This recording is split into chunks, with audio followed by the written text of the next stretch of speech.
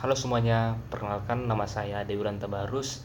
Nah, pada kesempatan kali ini saya akan melanjutkan dan memperdalam cerita ulang dari buku yang saya pilih, yaitu Komunikasi, Pemasaran, Teori dan Penerapannya, karya Anastasia Wahyudi. Nah, sebagai pengingat dari naskah tahap pertama, saya sudah menjelaskan bahwa buku ini membahas pentingnya komunikasi pemasaran dalam dunia bisnis, terutama bagaimana sebuah produk tidak hanya harus bagus tetapi juga harus mampu dikomunikasikan dengan baik dan dikenal oleh masyarakat, agar dikenal oleh masyarakat.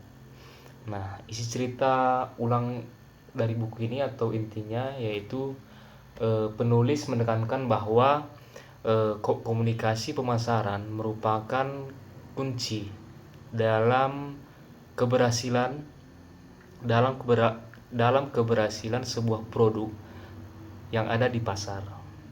Nah, hal ini sejalan dengan yang sudah saya jelaskan di naskah tahap pertama, bahwa tanpa komunikasi yang tepat, produk itu eh, maupun dia yang berkualitas produknya itu tidak akan bisa dikenal tanpa eh, adanya pemasaran oleh konsumen.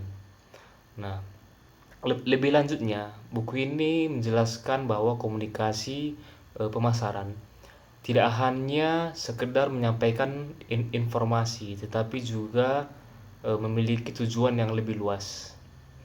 Tujuan tersebut meliputi menarik perhatian, membangun minat hingga mempengaruhi keputusan konsumen untuk membeli suatu produk kita. Nah, jika dikaitkan dengan naskah saya yang pertama, sebelumnya saya menyadari bahwa komunikasi pemasaran sebenarnya adalah proses yang terencana, bukan sekedar promosi yang biasa, tetapi perusahaan harus memahami siapa target pasar mereka, eh, bagaimana karakter konsumennya, serta media yang paling efektif untuk digunakan oleh perusahaan tersebut. Nah, penulis juga menjelaskan berbagai bentuk komunikasi pemasaran seperti iklan, promosi, penjualan hubungan masyarakat, penjualan langsung, hingga pemasaran digital.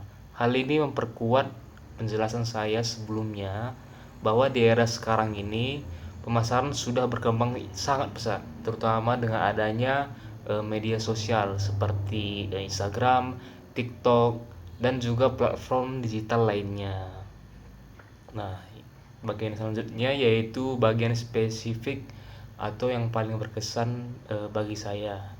Nah, bagian yang paling berkesan bagi saya pada buku ini masih berkaitan dengan apa yang sudah saya sampaikan di tahap pertama tadi ya, yaitu bahwa produk yang bagus itu belum tentu berhasil jika tidak dikomunikasikan dengan baik. Namun setelah saya memahami lebih dalam dengan struktur seperti ini, saya melihat bahwa makna dari pernyataan tersebut lebih luas ternyata. Nah, bukan hanya soal promosi saja, tetapi juga soal strategi, pemahaman kepada konsumen, em, dan cara menyampaikan bagaimana pesan yang tepat agar sampai kepada konsumen. Nah, menurut saya hal ini sangat relevan sekali dengan kehidupan di zaman yang sekarang ini, di mana banyak produk yang sebenarnya biasa saja, tetapi bisa menjadi terkenal karena cara penyampaiannya yang menarik, dan juga sebaliknya. Ada juga produk bagus yang kurang dikenal karena komunikasi yang kurang efektif. Nah, dari bagian ini saya belajar bahwa keberhasilan tidak hanya ditentukan oleh kualitas produk, tetapi juga oleh cara kita menyampaikannya kepada orang lain gitu. Nah, pesan dan pembelajaran yang saya dapat selama saya membaca semua buku ini ya. Nah, dari buku ini juga saya mendapatkan pemahaman bahwa komunikasi pemasaran adalah sebuah kemampuan yang sangat penting, yang tidak hanya dibutuhkan oleh perusahaan besar ya, tetapi juga oleh siapa saja, termasuk mahasiswa dan pelaku usaha kecil. Nah, jika dikaitkan dengan naskah sebelumnya juga, saya semakin yakin bahwa di era yang digital ini, eh, semua orang sebenarnya perlu memahami dasar komunikasi pemasaran, baik untuk berjualan, membangun personal branding, maupun menyampaikan ide kreatif atau ide-ide yang ada di benak mereka lah kepada orang lain.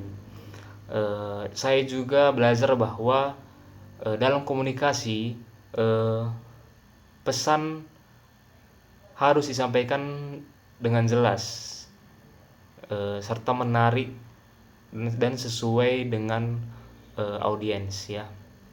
Tanpa itu pesan yang kita sampaikan bisa saja tidak dipahami atau tidak atau bahkan diabaikan lah istilahnya. Nah, sebagai penutupnya, melalui penyusunan ulang saya ini, saya menjadi lebih memahami si buku komunikasi pemasaran, yakni teori dan penerapannya secara lebih struktur, sekaligus memperkuat pemahaman yang sudah saya jelaskan di naskah tahap pertama. Nah, buku ini memberikan gambaran bahwa komunikasi bukan hanya sekedar berbicara atau menyampaikan informasi kepada konsumen atau kepada orang lain, tetapi juga tentang strategi pemahaman dan cara mempengaruhi orang lain dengan tepat. Eh, Begitu dari saya, pengalaman saya selama membaca buku ini. Saya pamit undur diri. Terima kasih.